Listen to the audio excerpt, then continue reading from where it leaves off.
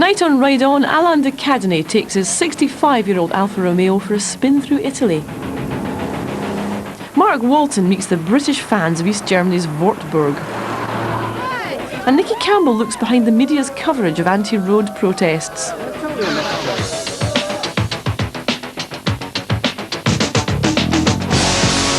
Now, if you've ever been lucky enough in your life to have owned a brand new car, you'll know how exciting it is.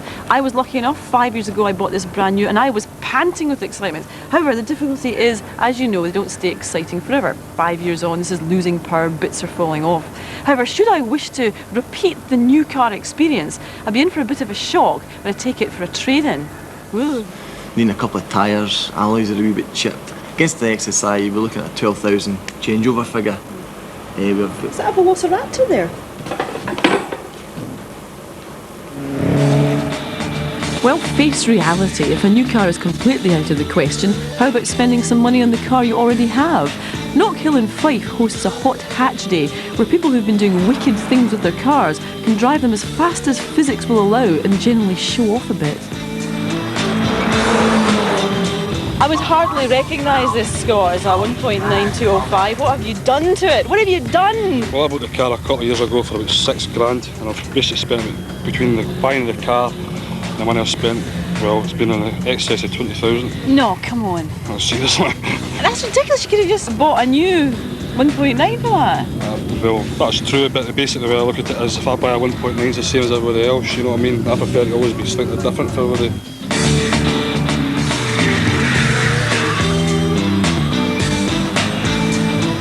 I've had a lot of cars and I wanted something completely different, faster if not faster than anything that anybody else has, and it is. Being extrovert, you think, to have a customised car, is it just making people look at you? I mean, what's the attraction?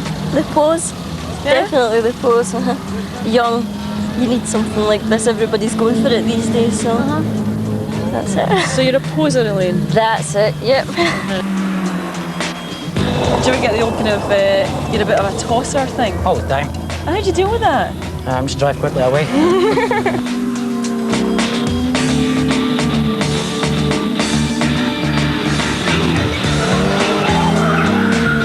Do they never blow up? Oh yes, very, very, very often, very often. Obviously the manufacturer's building a safety margin for everything. What you're doing with tuning is you're taking all the safety margins away with tuning, so you're running on the edge of reliability. So if you're really pushing the car all the time, then obviously it's going to break.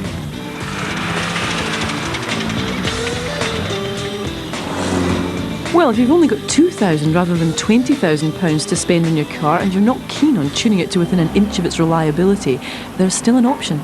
What we're basically going to do is remove the cylinder head, fit a fast road cylinder head, camshaft. We'll uprate the dampers, the springs, slightly lower the car, and then finally we'll do the braking system. By widening the inlet and outlet ports in the cylinder head and fitting a high-flow exhaust, Ernie the Magician is able to boost the power output by 30 brake horsepower. Ooh, yeah.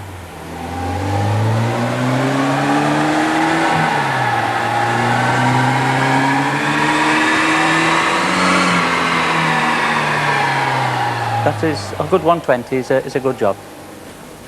This is my car. It is indeed. I can't believe it. I mean, quite apart from tuning it up, you've cleaned it. It was like a skip. I mean, already, right, it is so much lower. Yes. I can tell that immediately because, I mean, I can like see right in the sunroof. Yes. And the exhaust, spectacular. Right. It's not a boy racer exhaust. It is not noisy. Can I look under the bonnet? Dare I look under the bonnet? You can, yes. Well, I recognise it. There's not an awful lot to see under there, actually, because most of that is internal. Yeah, yeah. Where else can you get a modified car this sort of value that, again, you've got to use it on track possibly, that'll pull 62 in second at the rev limiter, 93 in third, 110 in fourth, and fifths off again. Yeah. For that sort of money. Well, I just want to say to any reps in Vauxhall Cavaliers who might be thinking of flashing me on the M8, don't eat my dust. Oh, wee! Get out of my way! See how it turns in now? Oh, yeah, you see. This is fantastic. I mean, this is like getting it back to the way it was at the beginning. I mean, it's really holding the road brilliantly. Look at that. You turn it in there, you see. And it's wet today as well. It's wet today, yeah. That's fantastic. I'm so enjoying third to fourth. It's a bit like somebody's put a 2.5 litre in. Yeah, absolutely. I can't believe this is my car. Traffic stopping down here. I can see that, Ernie.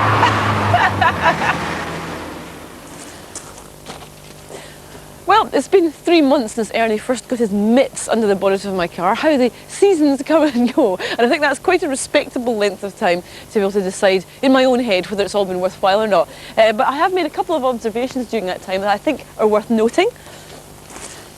Now, the exhaust. Now, Ernie fitted a performance exhaust when he did all the alterations, and that was fine, and it obviously helped increase the horsepower. However, a horrible thing happened, which was the resonant frequency inside the car between 3,000 and 4,000 revs was so bad, you just couldn't go on a journey without taking 2 paracetamol. So, I'm afraid I gave in, and I had Ernie change it back to a kind of normal exhaust. It's a smaller bore and a more tightly packed silencer.